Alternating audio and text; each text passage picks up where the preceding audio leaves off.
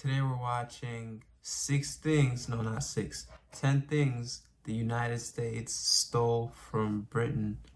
And you guys know, man, these guys, they just make up anything. Nah, the US never stole anything. The US probably made all the stuff they're gonna list, and then they're gonna say, oh, well, look, the US actually stole this. But yeah, let's watch, and I'll give you my opinion on how stuff goes. From pastries to patriotic sing-alongs. Welcome to Watch Mojo UK, and today we'll be counting down our picks for the top 10 things America stole from Britain. He likes American stuff. Oh. Before we begin, if you enjoy this video, be sure to subscribe for more great content. For this list, we're counting down famous facets of American culture which actually originated in Britain. While standout British inventions are subject for another list, today's countdown tackles typically American things, which the US has the UK to thank for. Okay, Number 10, see. apple pie. As American as apple pie, right? Wrong. The sweet treat is a staple on US dining tables, but the British were the first to serve it. Bro, who eats apple pie? You're telling me the US stole apple pie from Britain? Nobody eats this stuff. This is literally like, okay, I've had pie like once in the last 3 years. Come on, you're saying the US bothered to steal apple pie from the UK? I can make this recipe, bro. It's just apples and flour. Matter of fact, I came up with this.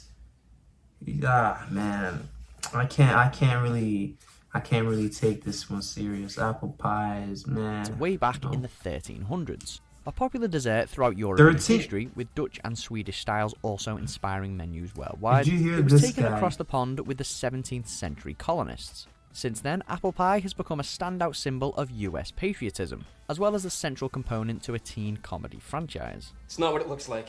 Number 9, YMCA. Way before Village People turned this institution into a cheesy disco anthem, and long before the YMCA swept across America, the Young Men's Christian Association was the brainchild of English philanthropist George Williams. Dismayed by working conditions in 18th century London, Williams conceived the now famous charity as a safe place for its patrons. While the movement's worldwide influence is something to be proud of, difficult to imagine Williams joining in with the dance moves.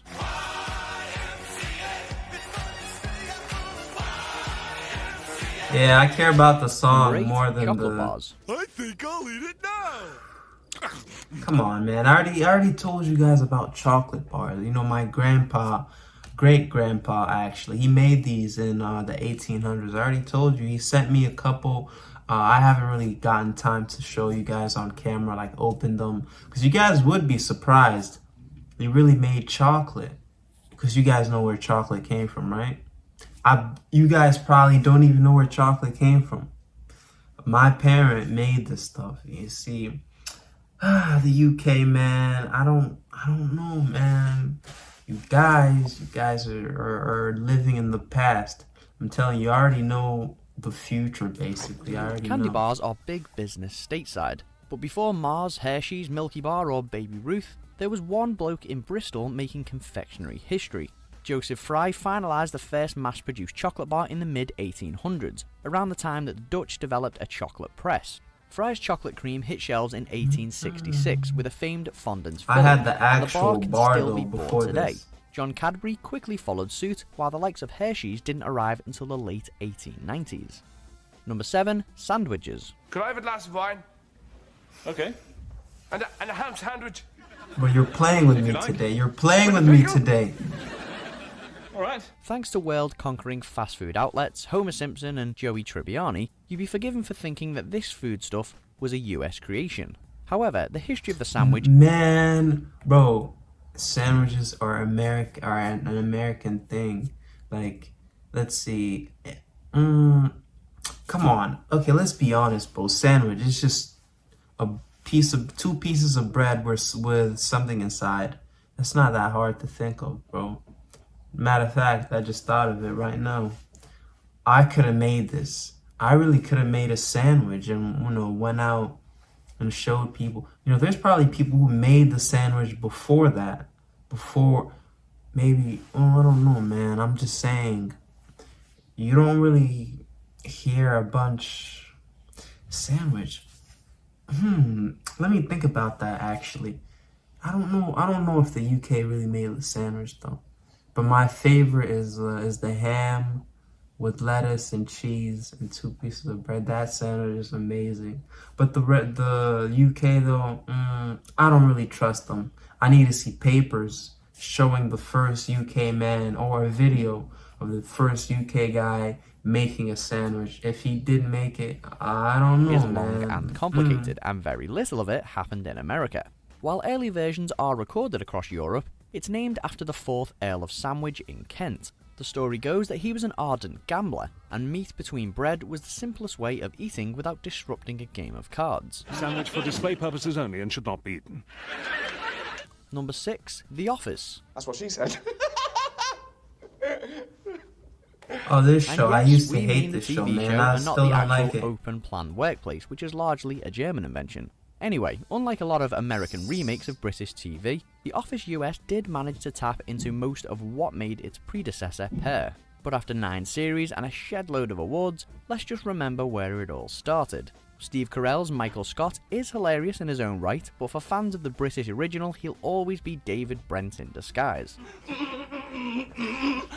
They all sounded American too.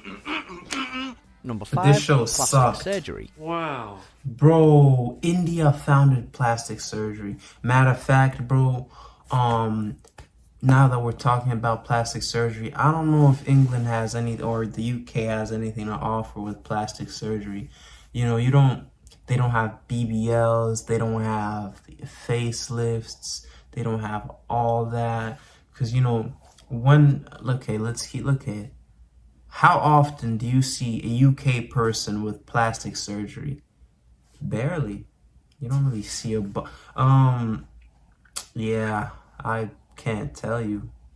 Maybe in 1940 when Queen Elizabeth got one. But aside from that, I don't know who else got plastic surgery in the UK. But India made that, and made or started plastic surgery. This guy, I'm telling you, man, I should have been a teacher. I should have been a teacher. That came out of me.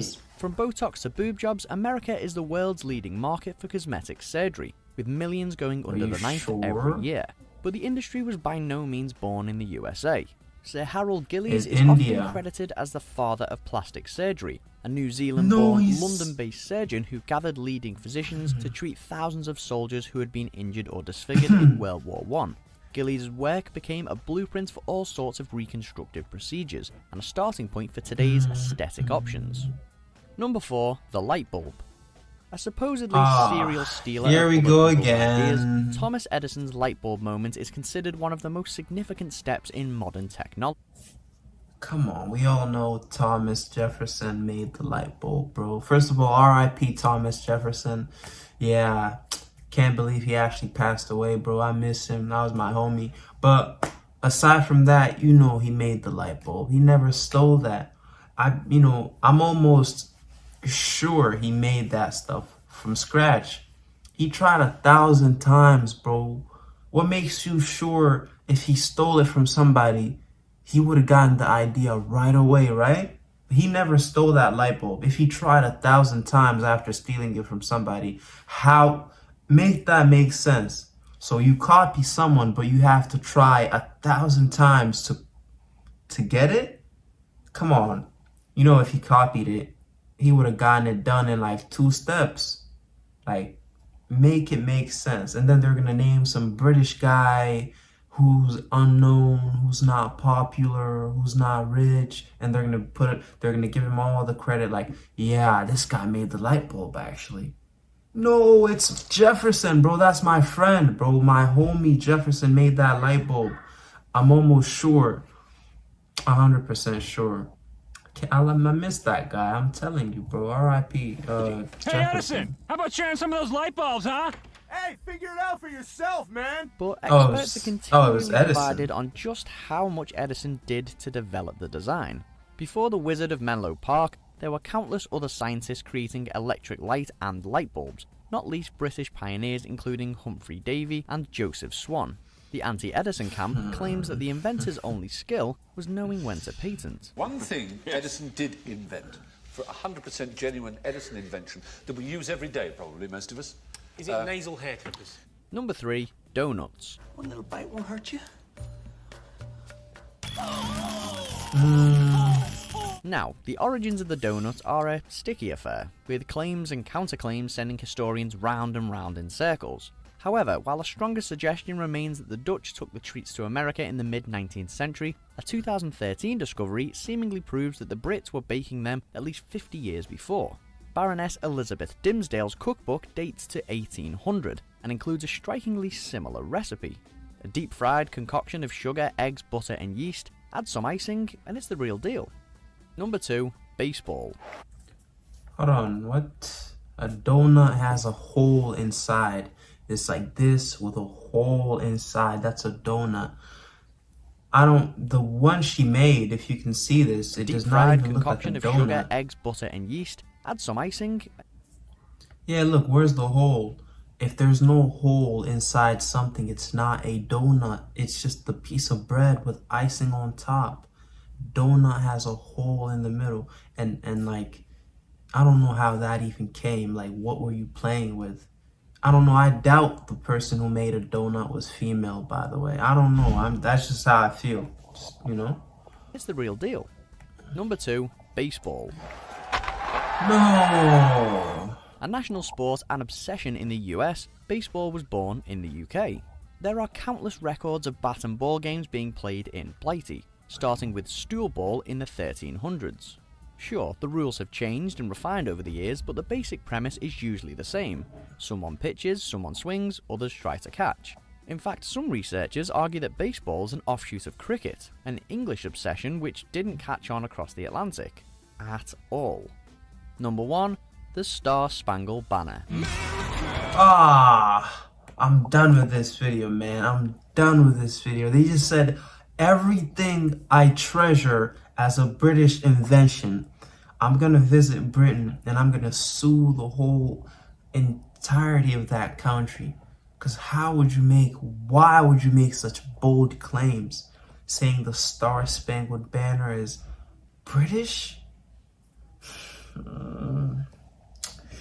You're gonna have to pay me billions. That country, I'm gonna have it erased for claiming this national American song as British.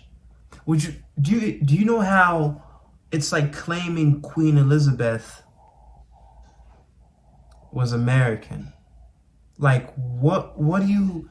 Oh my goodness, man! It better not be true. It better be some sort of like catfish or like clickbait, because you know what we're getting into right here.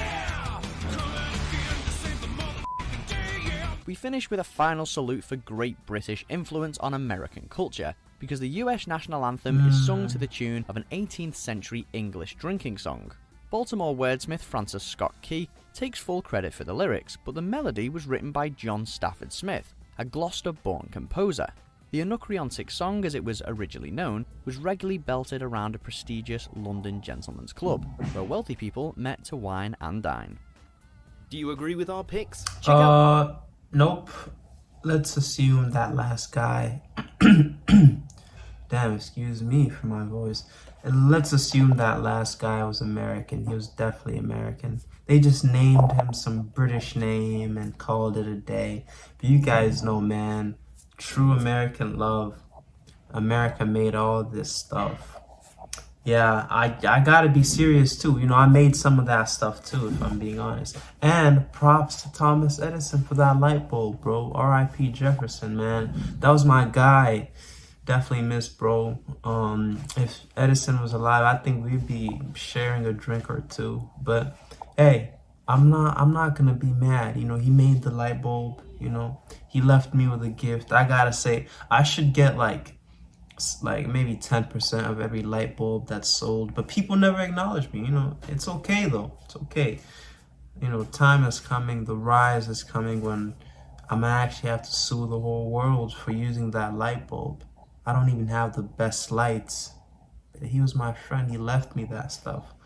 You guys wouldn't know though.